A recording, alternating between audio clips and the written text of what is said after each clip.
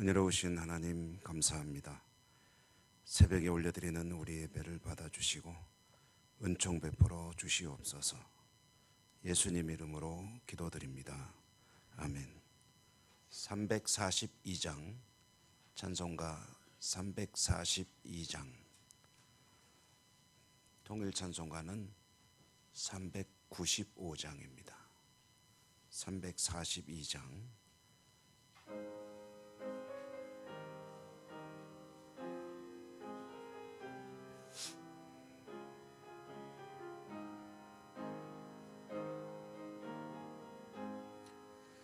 너 시험을 당해 죄 짓지 말고 너 용기를 다해 곧 물리치라. 너 시험을 이겨 새 힘을 얻고 주 예수를 믿어 늘 승리하라. 우리 구주의 힘과 그의 위로를 빌라. 주님 내 편에 서서 항상 도우시리. 내 친구를 삼가 잘 선택하고 너 헌행을 삼가 늘 조심하라. 너 열심을 다해 늘 충성하고 온 정성을 다해 주 봉사하라.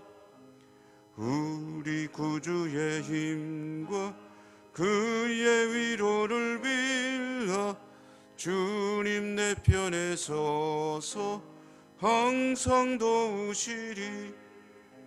잘 이기는 자는 상 받으리니 너 낙심치 말고 늘 전진하라.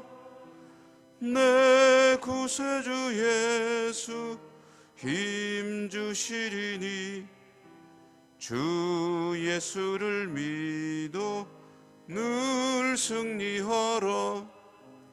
우리 구주의 힘과 그의 위로를 빌라.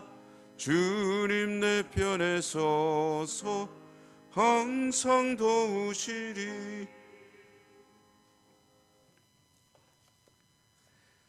사무엘하 3장 12절입니다.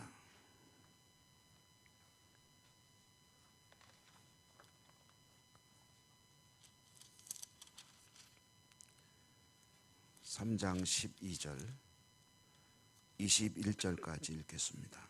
12절에서 21절까지.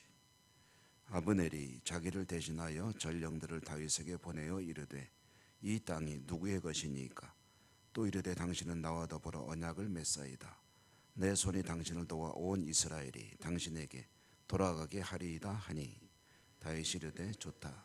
내가 너 언약을 맺거니와 내가 내게 한 가지 일을 요구하노니 나를 보러 올 때에 우선 사울의 딸 미가를 데리고 오라. 그리하지 아니하면 내 얼굴을 보지 못하리라. 다윗이 사울의 아들 이스보셋에게 전령들을 보내 이르되 내 처 미가를 내게로 돌리라. 그는 내가 전에 블레셋 사람의 포피 100개로 나와 정원한 자니라 하니 이스보셋이 사람을 보내 그의 남편 라이스의 아들 발디알에게서 그를 빼앗으며 그의 남편이 그와 함께 오되 울며 바울임까지 따라왔더니 아브넬이 그에게 돌아가라 하매 돌아가니라. 아브넬이 이스라엘 너희가 여러 번 다윗을 너희 임금으로 세기를 구하였으니 이제 그대로 하라. 여호와께서 이미 다윗에 대하여 말씀하시기를 내가 내 종 다윗의 손으로 내 백성 이스라엘을 구원하여 블레셋 사람의 손과 모든 대적의 손에서 벗어나게 하리라 하셨음이니라 하고 아브넬이 또 베냐민 사람의 귀에 말하고 아브넬이 이스라엘과 베냐민의 온 집이 선하게 여기는 모든 것을 다윗의 길에 말하려고 헤브론으로 가니라. 아브넬이 부하 20명과 더불어 헤브론에 이르러 다윗에게 나아가니 다윗이 아브넬과 그와 함께한 사람을 위하여 잔치를 배설하였더라. 아브넬이 다윗에게 말하되 내가 일어나 가서 온 이스라엘 무리를 내 주 왕의 앞에 모아 더불어 언약을 맺게 하고 마음에 원하시는 대로 모든 것을 다스리시게 하리이다 하니 이에 다윗이 아브넬을 보내매 그가 평안히 가니라. 아멘. 주님 은혜가 함께 하시기를 기원합니다. 이제 지금 진행되는 이야기, 이 말씀의 큰 흐름은 다윗이 이제 이스라엘의 반쪽이지만 지파로 따지면은 이제 한 개만 겨우 차지하고 있는 그런 상황입니다. 그런데 전체적인 국면으로 보면 다윗의 나라는 점점 이제 흥하여 있고 가고 있고, 그리고 이제 사울의 후손이죠, 이스보셋과 아브넬이 이끌고 있는 그런 이제 나머지 11개 부족의 나라는 점점 쇠약해져 가고 있는 그런 상황입니다. 이것은 하나님의 뜻이 이루어져 가고 있는 그런 과정인 것이죠. 전쟁을 해도 다윗을 당할 그런 여력이 되질 않습니다.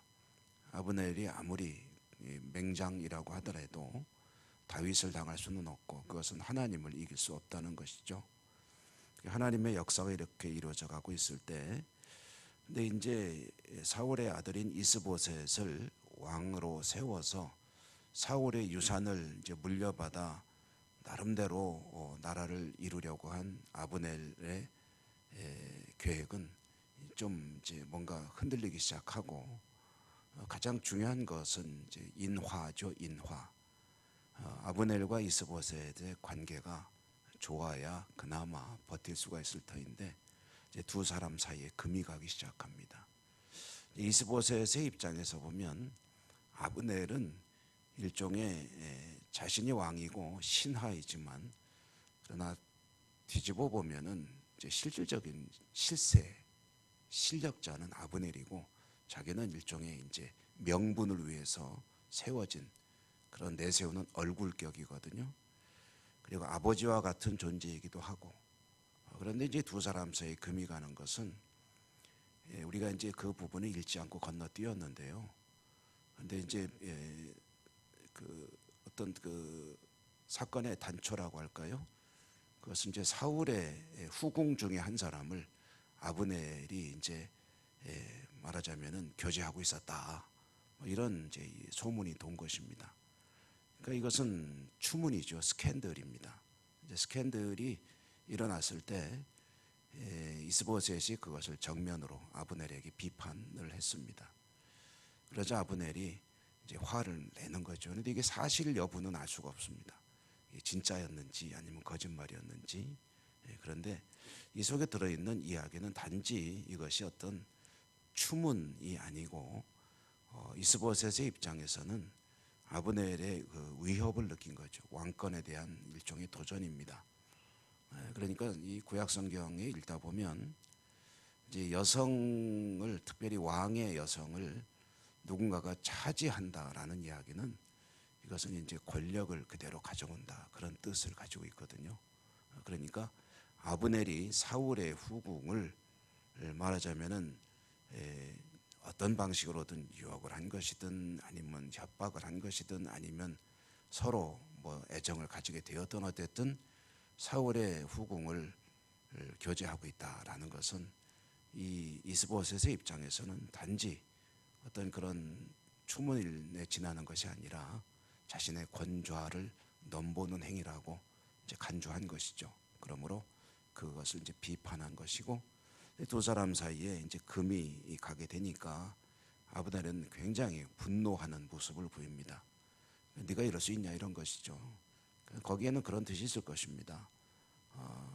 네가 누구 덕분에 왕 노릇하고 있는데 감히 나에게 도전하느냐, 이런 뜻도 있을 것이고, 그리고 내가 너에게 얼마나 도움을 주었는데 이까짓 것도 나에게 뭐 배려 못하느냐 하는 섭섭함도 들어있을 것이고, 여러 가지 복합적인 감정이었을 텐데 어쨌든 이스보셋의 그런 비난을 듣고 아브넬은 이제 이스보셋을 버릴 것을 결정을 합니다. 그래서 다윗에게 이제 연락을 하는 거죠. 오늘 우리가 읽은 말씀이 그 대목이거든요. 다윗에게 전가를 해가지고 이 내가 다스리고 있는 이 땅, 이것은 이스보셋의 땅이 아니라 내 땅이라는 거죠. 이게 누구 땅입니까? 내가 여기 주인 아닙니까? 그런데 내가 이 땅을 당신에게 바치겠습니다 라고 이야기를 합니다. 이 아브넬이 무엇을 요구했는지 아마 그냥 아무런 요구사항 없이 이것을 바친다고 했을 리는 없죠. 아브넬이 뭐 바보도 아니고 내가 바칠 테니까 그 대신 나에게 이런 것을 보장해 주시오 라는 조건을 걸었겠죠. 그렇지만 그 대목은 성경에 나오지 않고 있기 때문에 알 수가 없습니다.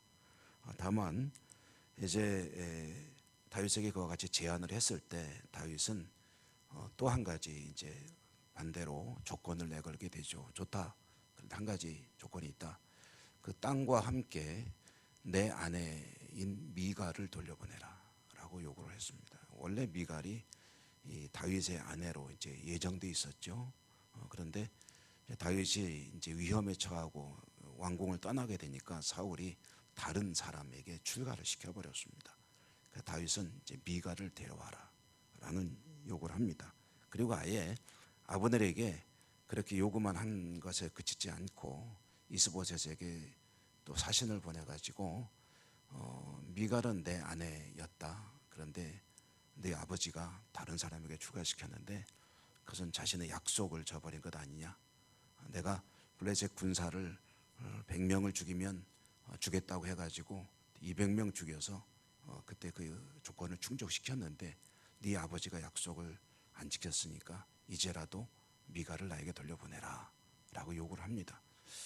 이렇게 해서 어쨌든 이제 이스보셋은 이제 미갈을 안 돌려보낼 재간이 없죠. 지금 아브넬과도 사이가 벌어졌는데 다윗이 만약에 군대를 일으키면 자기는 모도 가도 못하고 죽게 되니까 미갈을 다윗의 요구대로 돌려보냅니다. 이미 출가한 사람을 돌려보내는 그 모습. 여기서 한 가지 우리가 생각해 볼 것은 다윗은 왜 미갈을 달라고 했을까? 이미 다른 집에 출가해서 잘 살고 있는 사람인데, 그래서 우리가 읽은 성경에 보면은 이제 이스보셋이 미갈을 데려와서 이제 다윗에게 보낼 때 그 집에는 날벼락이죠. 뭐 잘 살고 있는데 갑자기 일로 와 그래가지고 저쪽으로 보내니까 그 남편도 기가 막혀서 울면서 쫓아왔다 하는 이야기도 있는데요.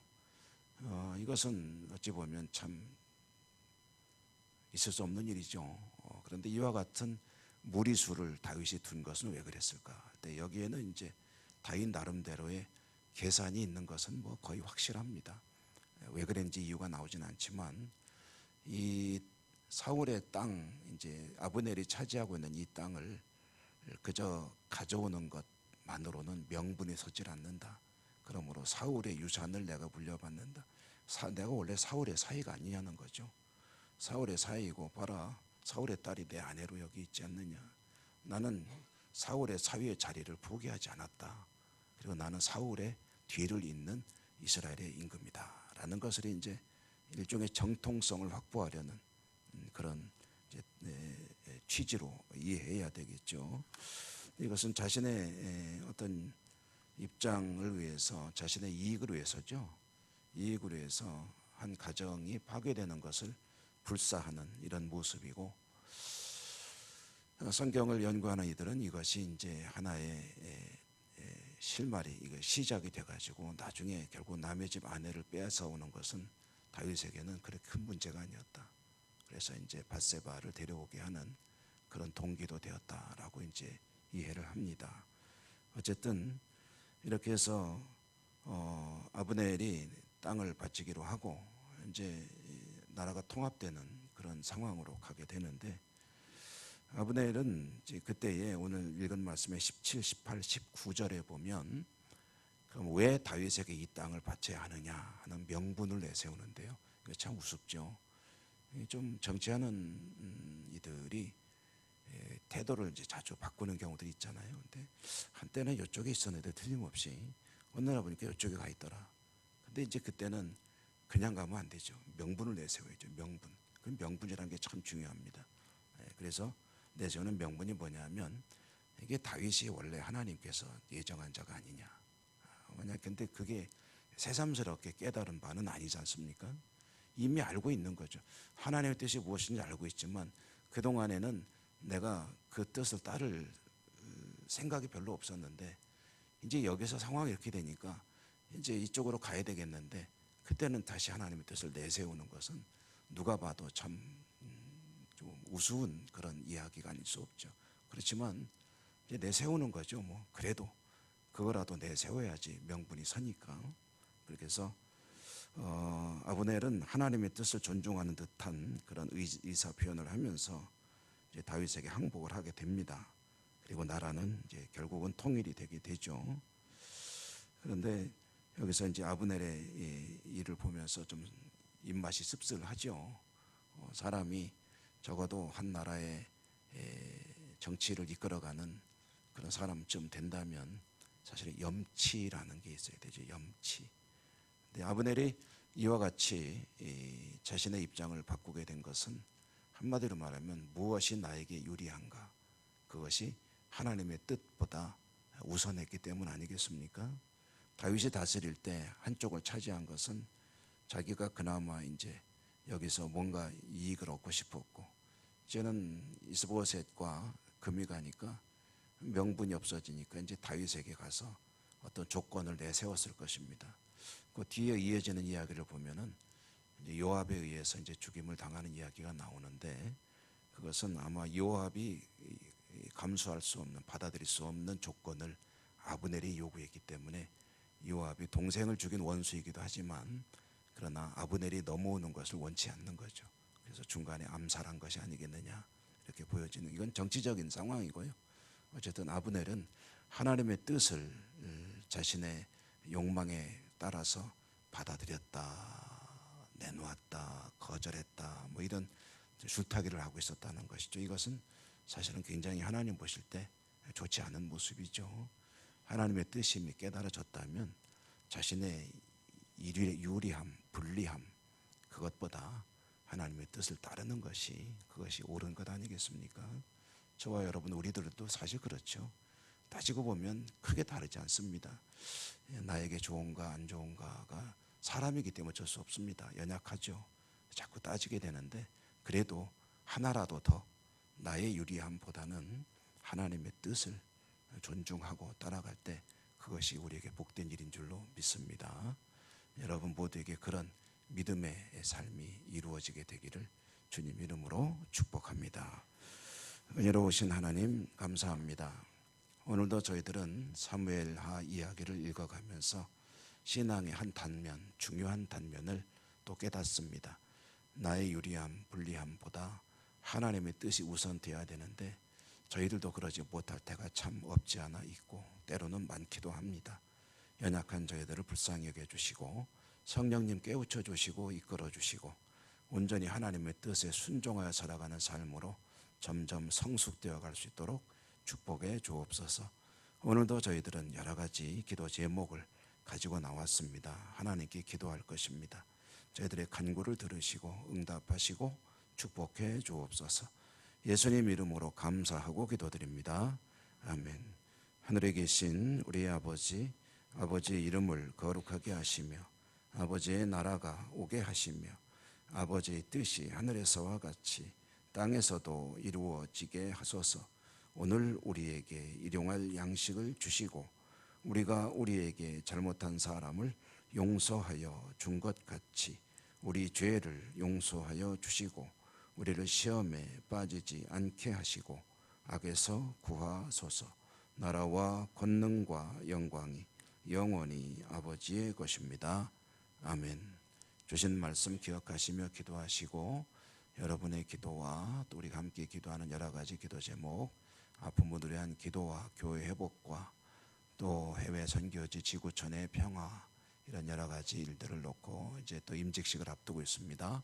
임직 준비하는 분들 기도로 잘 준비하고 귀한 그런 중요 또 우리 교회 일꾼들이 되실 수 있도록 위에서 기도해 주시기 바라고요. 교회 학교를 위해서도 기도해 주시고 이런 여러 가지 기도 제목 가지고 주여 한번 힘차게 부르겠습니다. 그리고 기도합니다. 주여